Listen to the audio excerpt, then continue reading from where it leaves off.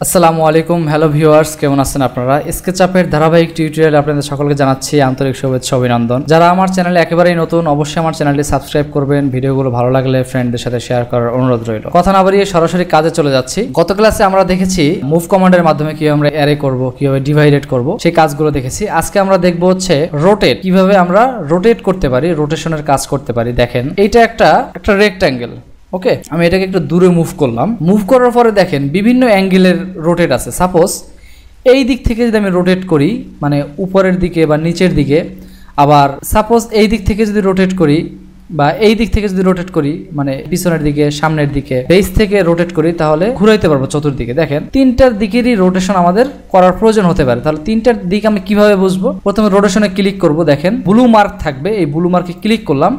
Click করার পরে এখন আমরা কি করব, অবজেক্টটা আছে কোন দিকে? এই দিকে। তাহলে এই দিকে ক্লিক করলাম।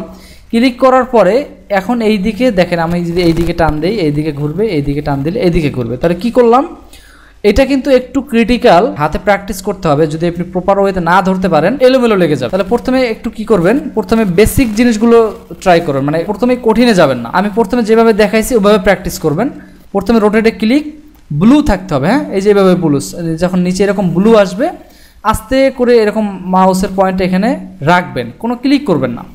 রাখার পরে যখন এই পয়েন্টটা ফিক্সড হয়ে যাবে, যখন নড়াচড়া দেখেন একটা সময় কিন্তু নড়াচড়া করবে এভাবে বা এভাবে, হ্যাঁ।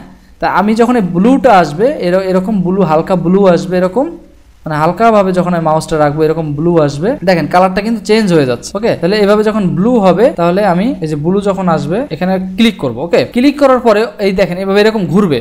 তাহলে অবজেক্টটা কোন দিকে আছে? আমার এই দিকে আছে। তাহলে এইখানে একটা ক্লিক করব, যে কোনো একটা, এইখানে এই যে সবুজ যখন আসবে তখন এদিকে ক্লিক করব। ক্লিক করার পরে এই মাথাটা আমার কি হয়েছে, যে আমরা অটোক্যাডের ক্ষেত্রে কি করছিলাম, বেস পয়েন্টে ক্লিক করলে রেফারেন্স ধরছি, যেরকম রেফারেন্স স্কেল বা রেফারেন্স রোটেশন, সেম একইভাবে আমরা প্রথমে বেস পয়েন্টটা সিলেক্ট করছি, তারপরে রেফারেন্স পয়েন্টের দিকে ক্লিক করছি।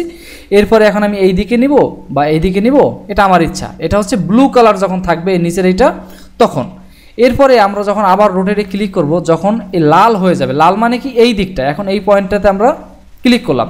ক্লিক করার পরে এই পয়েন্টটা, এই বেস পয়েন্টটাকে যদি আমরা এইটা ধরি, তাহলে এইখানে ক্লিক করলাম। ক্লিক করলে এখন ওকে আমি এই দেখেন উপরে নিচে ওকে আমি রোটেট করতে পারবো, বুঝতে পেরেছেন?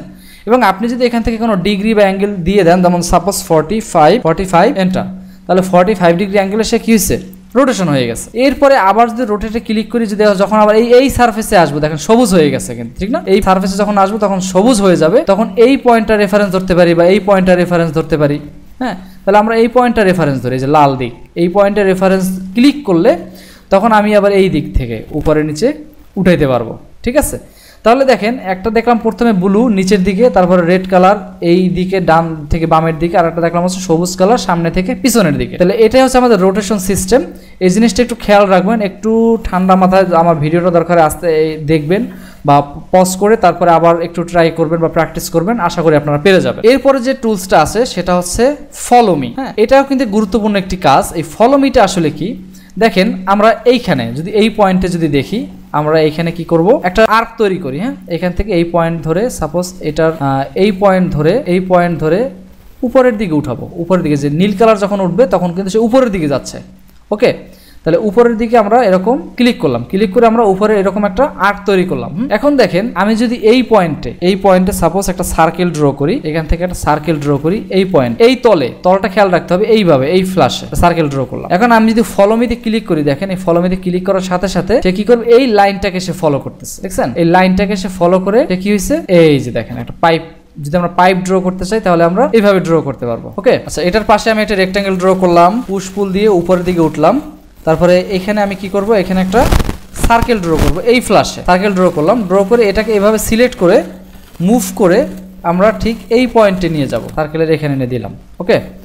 দেওয়ার পরে দেখেন এইখানে আমরা কি করব, এখন এইটাকে আমরা একটু জুম করি, এটাকে হচ্ছে বা এই যে এখান থেকে হচ্ছে কি ফলো দিব। তাহলে ফলো দিয়ে ক্লিক করে এই ফ্ল্যাশে ক্লিক করে দেখেন এই লাইনটাকে ক্লিক করার সাথে সাথে সে কি হয়েছে, একটা পাইপের মতো হয়ে গেছে, ঠিক না?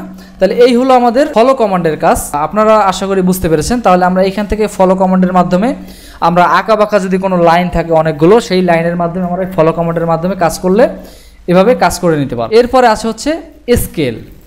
এই স্কেল কমান্ডের মাধ্যমে এই অবজেক্টটাকে যদি আমি স্কেল করতে চাই, তাহলে প্রথমে স্কেল কমান্ডে ক্লিক করব, অবজেক্টটাকে সিলেক্ট করব।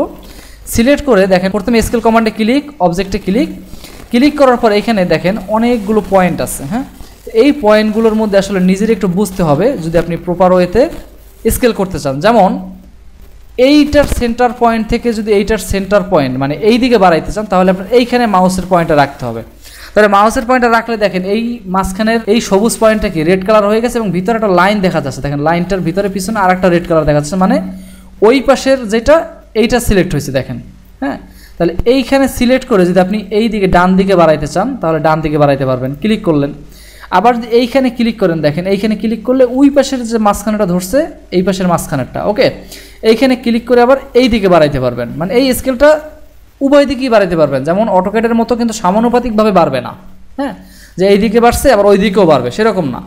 তারপর আপনি যদি চান আবার উপরের দিকে বাড়াবেন, ধরেন উপরের দিকে উঠাবেন, তাহলে এইখানে ক্লিক করে উপরের দিকে স্কেল করতে পারবেন। ওকে, আবার যদি কোনাকুনি করতে চান তাহলে এই কর্নার থেকে এই কর্নার থেকে এই দেখেন এই কর্নার সিলেক্ট করার সাথে সাথে ওই কর্নার সিলেক্ট হয়ে গেছে। দেখেন এই কর্নার থেকে এই কর্নার থেকে এই কর্নার যদি করেন তখন কিন্তু আপনার স্কেলটা কি সমানুপাতিকভাবে বাড়বে।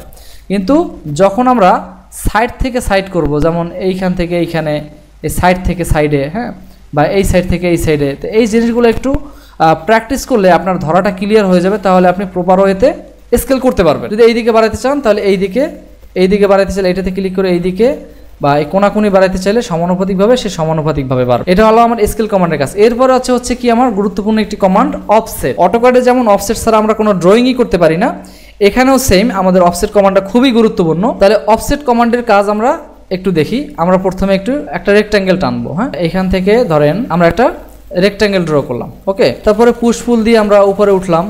ওঠার পরে আমরা চাইলে এইটাকে রেক্ট্যাঙ্গেল যেহেতু আছে আমরা এখন অফসেটে ক্লিক করি। দেখেন অফসেটে ক্লিক করার সাথে সাথে এই সারফেসে কিন্তু একটা পয়েন্ট ধরছে, দেখছেন রেড কালারের পয়েন্ট। এই পয়েন্টটা যখন ধরছে ক্লিক করে আপনি যদি ভিতর দিকে আসেন, যদি 5 ইঞ্চি আসেন 5 এন্টার।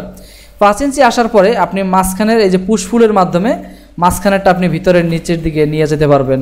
আবার সাইডেরটা যদি চান উপরের দিকে উঠে দিতে পারবেন। বা কোনো একটা হাউস তৈরি করার ক্ষেত্রে আপনি কিন্তু এই অফসেট কমান্ডটা ব্যবহার করতে পারেন। বা যদি এরকম হয় এই সাইডটা, হ্যাঁ, এখান থেকে হচ্ছে অফসেট কমান্ড যদি দেন, এইখান থেকে যদি 5 ইঞ্চি হয় 10 ইঞ্চি হয়, হ্যাঁ, দিলেন।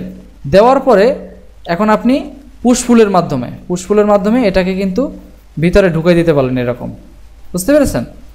আচ্ছা, তাহলে এই হলো আমাদের অফসেট কমান্ডের কাজ। বা আপনি যদি একটা নর্মালি একটা সার্কেল ড্র করেন, এই সার্কেলটাকে নিচ থেকে আপনি অফসেট দেবেন। এইখান থেকে অফসেটে ক্লিক করে অবজেক্টটা সিলেক্ট করে এখন এখান থেকে আমি যদি 5 ইঞ্চি আসতে চাই বা 10 ইঞ্চি আসতে 5 এন্টার দিলে 5 ইঞ্চি দূরে একটা অফসেট আসবে। ওকে, তারপরে পুশ পুলের মাধ্যমে আপনি এই সারফেসগুলোকে আপনি বাড়াইতে কমাইতে পারবেন এবং নিচের সারফেসটাকেও আপনি এরকম বাড়াইতে কমাইতে পারবেন। এটা হচ্ছে আমাদের অফসেট কমান্ডের কাজ। আশা করি আপনারা বুঝতে পেরেছেন। ঠিক আছে ফ্রেন্ডস, আজকের মতো এ পর্যন্ত। যতটুকু দেখিয়েছি আশা করি বুঝতে পেরেছেন এবং বেশি বেশি প্র্যাকটিস করবেন। প্র্যাকটিস করতে করতে আপনারাও পারফেক্ট হয়ে যাবেন এবং আমাদের ক্লাস অল্প কয়েকটি ক্লাসের মধ্যেই আমাদের শেষ হয়ে যাবে। এরপরে আমরা ইনশাল্লাহ মডেলিং এ চলে যাব। আমরা চ্যালেঞ্জ দিয়েছিলাম আমরা এই টিউটোরিয়ালগুলো দেখে যদি A to Z ভালোভাবে প্র্যাকটিস করি আমরা 1 ঘন্টার মধ্যে একটা ডুপ্লেক্সের মডেল করে ফেলতে পারবো ইনশাল্লাহ। তাহলে আমরা সেই চ্যালেঞ্জ নেওয়ার জন্য আমরা প্রস্তুত হয়ে যাই, বেশি বেশি প্র্যাকটিস করি।